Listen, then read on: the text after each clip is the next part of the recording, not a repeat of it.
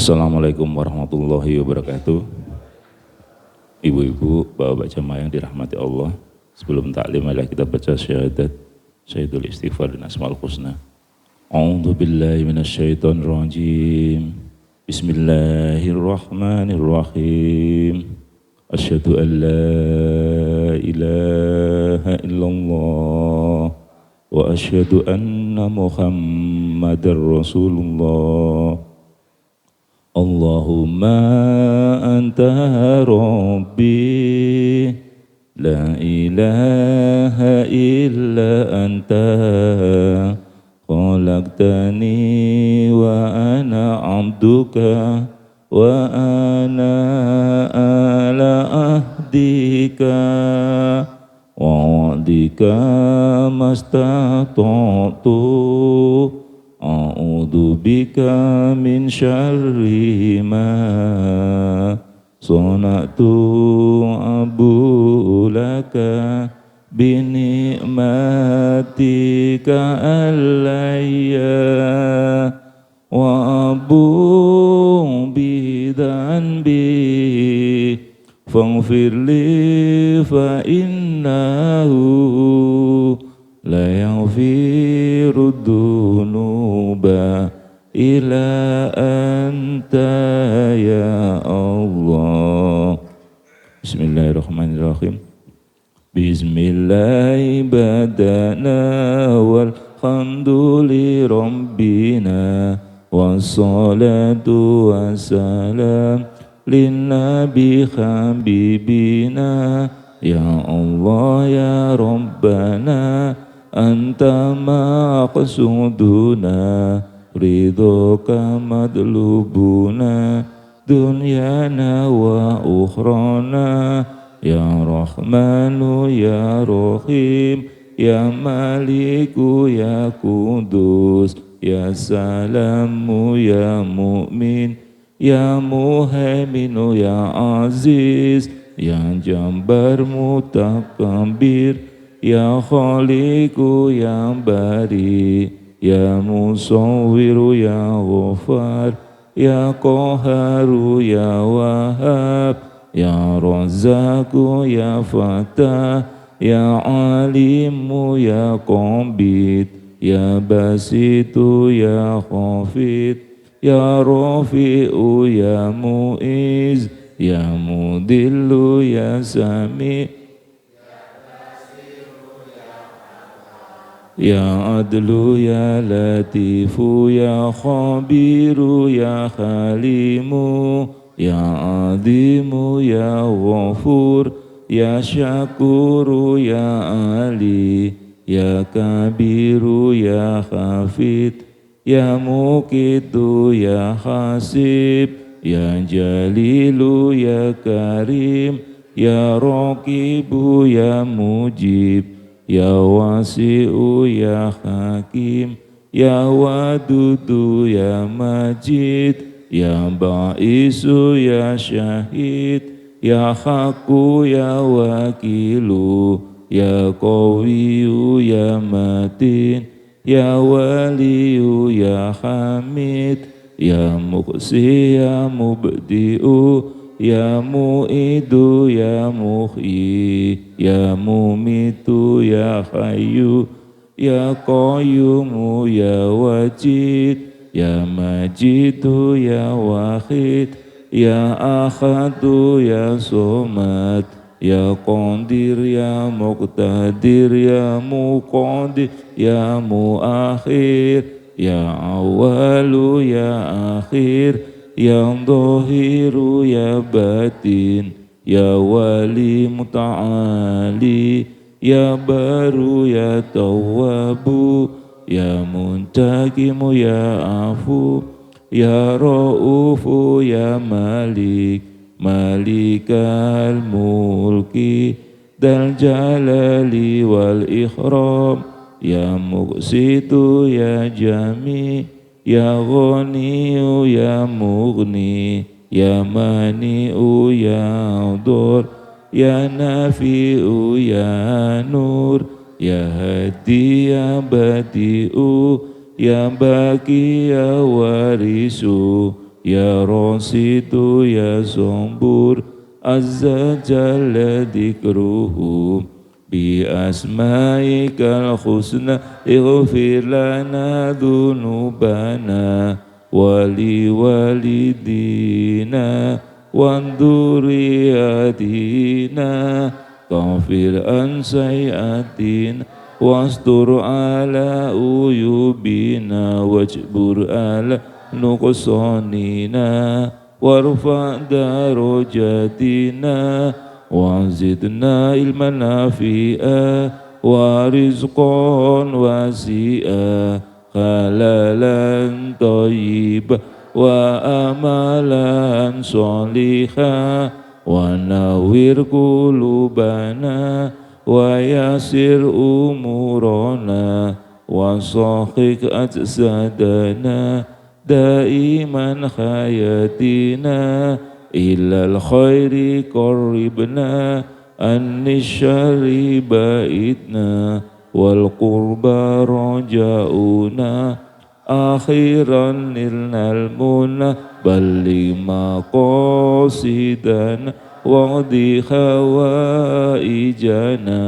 Walhamdulillahina Alladhi hadana Salli wa sallim ala Toha Khalilur Rahman Wa alihi wa sahbihi Illa akhiriz zaman Al-Fatihah A'udzu billahi minasyaitonir rajim. Bismillahirrahmanirrahim. Alhamdulillahi rabbil alamin arrahmanir rahim maliki yaumiddin. Iyyaka na'budu wa iyyaka nasta'in. Ihdinas siratal mustaqim. Siratal ladzina an'amta 'alaihim ghairil maghdubi 'alaihim waladdallin. Amin.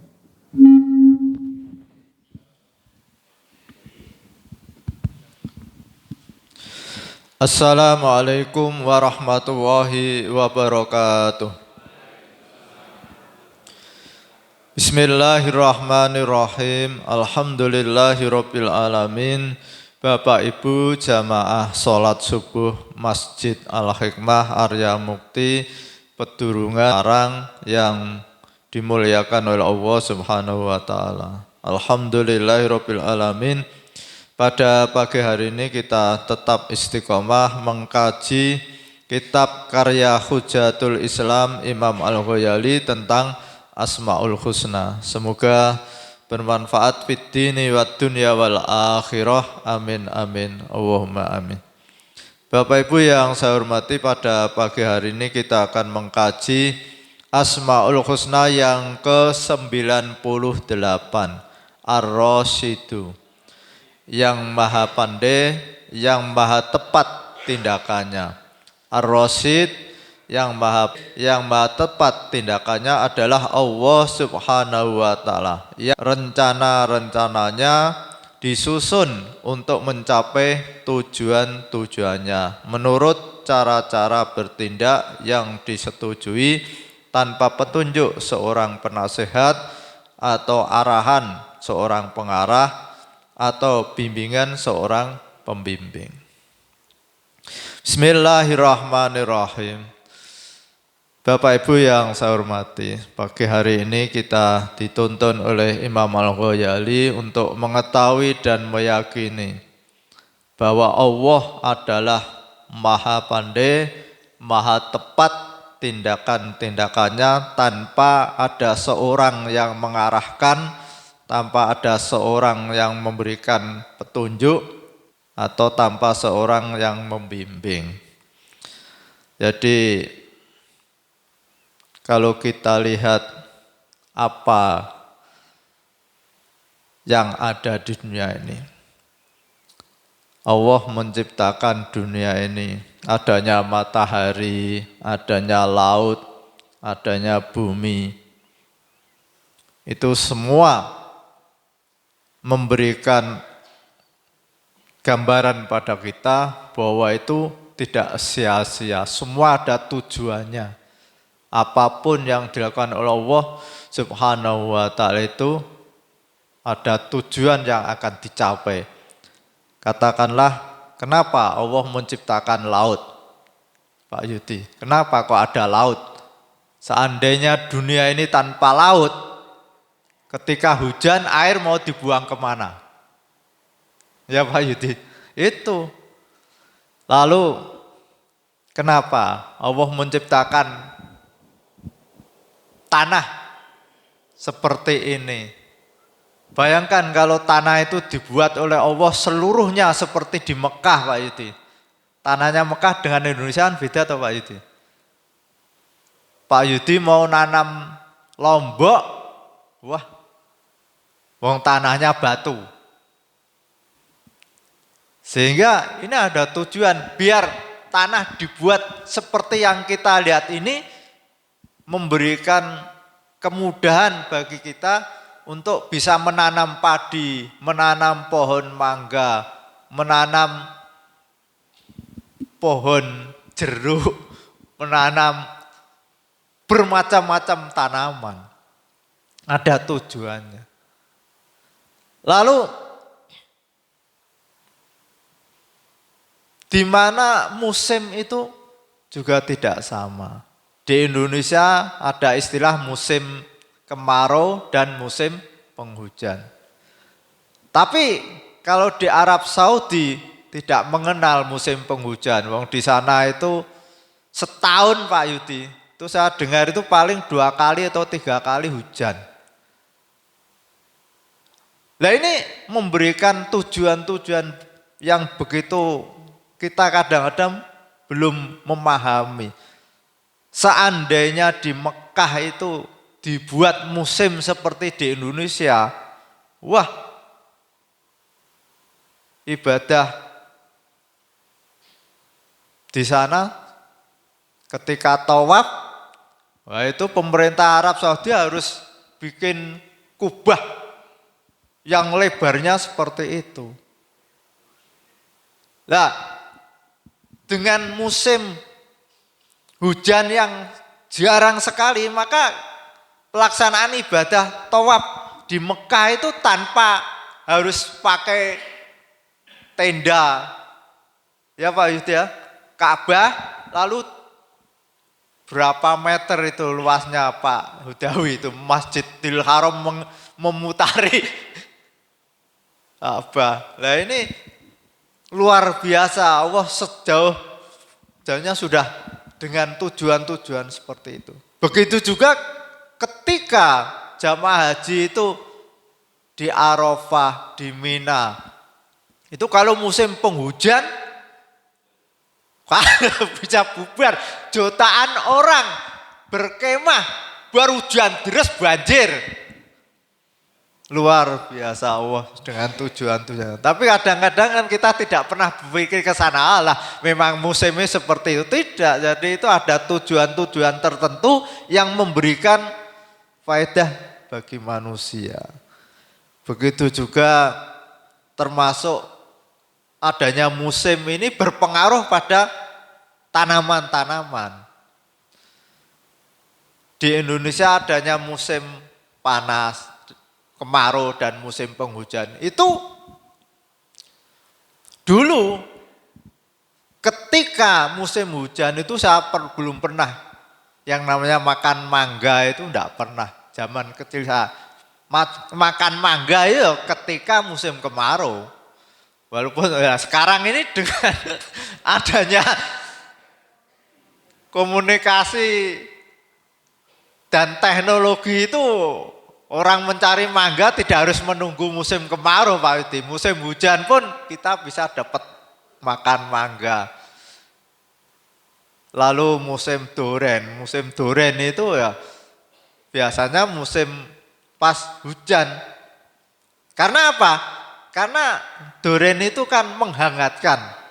Sehingga kalau musim hujan ada duren, orang semangat makan durian. Musim panas makan durian, wah tambah panas Pak Yudi.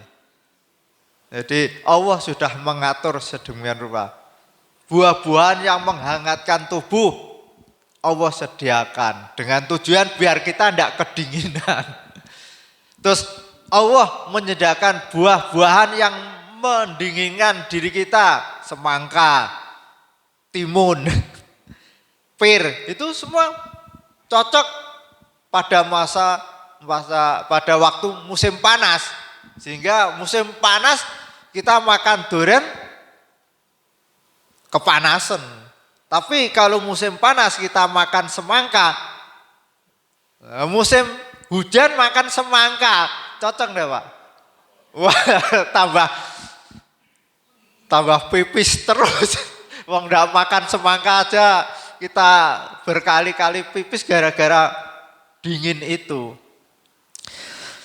Lalu apa Bapak Ibu yang saya hormati? Ketika kita berulang-ulang baca Asmaul Husna termasuk Ar-Rasyid, maka Allah akan menjadikan kita termasuk orang-orang yang benar-benar profesional. Apapun yang kita lakukan itu tidak tanpa arah. Berkaitan dengan kehidupan dunia ini, maka kita akan dijadikan oleh Allah Subhanahu wa taala menjadi orang yang profesional. Karena untuk memperoleh kebahagiaan dunia ini tidak lepas dari penghasilan kita. Kalau kita menjadi seorang arsitek ya, benar-benar profesional sebagai orang arsitek. Kalau kita menjadi orang pelaksana pembangunan, ya benar-benar menguasai ilmu pembangunan itu. Kalau kita terjun di dunia kuliner, entah itu bakso, entah itu soto, ya benar-benar menguasai bagaimana membuat soto yang enak dirasakan sehingga orang itu berulang-ulang jajan di situ itu tidak bosan. Tidak hanya sekali, kalau Pak Yudi tidak profesional bikin soto, Pak Haji Dawi jajan sekali, soto kok rasanya ngalor ngidul, besok tidak akan datang lagi.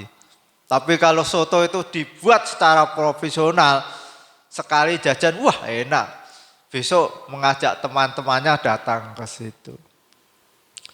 Ini Allah Subhanahu wa taala, betapa pentingnya kita berulang-ulang baca Ar-Rasyid agar kita menjadi orang yang benar-benar profesional dalam persoalan dunia.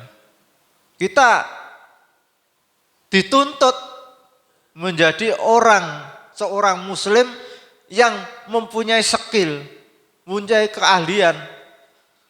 Sebab tidak ada kebahagiaan bagi seseorang itu tanpa mempunyai keahlian. Lah orang enggak punya keahlian akhirnya mau kerja apa? Mau ngelamar jadi insinyur, arsitek, wong dia enggak bisa gambar. Mau jadi pelaksana pembangunan, wong dia enggak bisa. Mau jadi tukang masak soto, wong dia enggak punya keahlian kuliner. Mau jadi operator mesin di satu perusahaan, wong dia enggak paham tentang mesin. Mau jadi bengkel kendaraan, wong dia enggak paham tentang mesin. Coba-coba jadi bengkel, Pak Yudi motornya dibawa ke Pak Yudi enggak paham, semua dilepas tapi enggak bisa mengembalikan. Terima bongkar, enggak terima pasang. Nah ini, jadi kita hendaknya harus paham sebagai seorang muslim, karena kita hidup di dunia sesuai dengan sunatullah. Allah akan memberikan rezeki pada seseorang itu melalui sebab.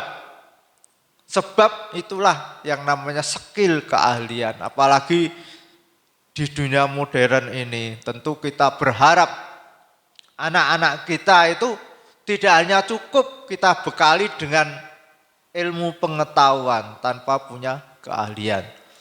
Maka kemarin saya sempat berbicara sama teman-teman berkaitan dengan pondok pesantren, itu sebagian orang ada yang mengkritik pondok pesantren itu outputnya itu apa.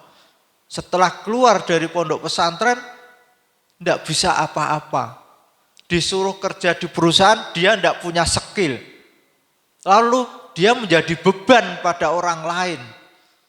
Nah ini memang kalau pondok pesantren itu hanya melulu mengkaji kitab agama tentang bagaimana cara sholat, bagaimana eh, cara berhaji dan sebagainya tanpa diimbangi dengan adanya pendidikan perguruan tinggi, itu ya benar orang akan mengatakan bahwa output dari pondok pesantren itu menjadikan beban. Karena setelah keluar dari pondok pesantren dia tidak punya skill. Maka dengan adanya pemikiran sekarang ini, pondok pesantren dituntut untuk menyediakan pendidikan yang sifatnya kurikulum umum. Jadi di pondok itu perlu ada yang namanya SMK. Itu di Mbah Munib ada tuh Pak? Nah, itu dalam rangka apa? Menjawab perkembangan zaman ini. Termasuk di Meragen, di Futuya itu juga ada SMK Futuya. Jadi di samping dia menekuni ilmu agama, tapi juga ilmu alat untuk mencapai kesejahteraan dunia ini juga dibutuhkan. Lalu yang kedua, Allah akan menuntun orang yang berulang-ulang baca Ar-Rasyid, memberikan petunjuk bahwa kehidupan tidak hanya di dunia ini. Kehidupan ada, kehidupan yang kekal abadi adalah kehidupan akhirat. Maka ketika seseorang itu mengejar kesejahteraan kehidupan dunia, dia tidak lupa bahwa setelah meninggalkan dunia ini, dia akan hidup untuk kehidupan selama-lamanya. Sehingga untuk ke sana itu butuh yang namanya bekal, Pak Pardi. Kita pulang untuk memperoleh kebahagiaan itu, sebagaimana kita ingin memperoleh kebahagiaan di dunia ini butuh bekal, keahlian. Kalau Pak Yudi ingin menjadi pedagang soto, tidak cukup hanya bersantai-santai duduk manis tanpa membuat warung makan, tanpa menyediakan tempat, lalu tahu-tahu datang uang sendiri, tidak bisa. Begitu juga ketika kita meninggalkan dunia ini, kita tidak cukup hanya mengandalkan bekal yang sedikit. Kita butuh bekal yang banyak. Maka kita harus berusaha bagaimana mengumpulkan bekal ini. Setelah kita meninggal itu nanti di sana akan memperoleh apa yang kita lakukan di dunia ini. Allah menjanjikan pada kita bahwa kita diperintahkan untuk melaksanakan perintah-perintahnya dan menjauhi larang-larangannya ini dalam rangka agar kita itu setelah meninggal dunia ini akan memperoleh kebahagiaan abadi. Dan kalau itu tidak kita lakukan, maka kita pulang tanpa membawa bekal, ibarat kita pergi ke Mekah tanpa membawa bekal. Sehingga kesana kemari kita mau minum tidak punya uang, kita mau makan tidak punya uang. Lalu apa yang kita lakukan? Begitu juga ketika kita pulang ke akhirat, kalau kita tidak punya bekal, maka kesana kemari kita tidak bisa memperoleh apa-apa. Bahkan kita akan dideportasi, tidak punya surat, sehingga kita diancam ditempatkan pada tempat yang tidak menyenangkan bagi kita. Al-Fatihah. A'udzubillahi minasyaitonirrajim. Bismillahirrahmanirrahim. Alhamdulillahirabbil alamin. Arrahmanirrahim. Maliki yaumiddin. Iyyaka na'budu wa iyyaka nasta'in. Ihdinas siratal mustaqim. Siratal ladzina an'amta 'alaihim ghairil maghdubi 'alaihim waladdallin. Amin. Bismillahirrahmanirrahim. Subhanakallahumma wa bihamdika asyhadu an la ilaha illa anta astaghfiruka wa atubu ilaik. Assalamualaikum warahmatullahi wabarakatuh.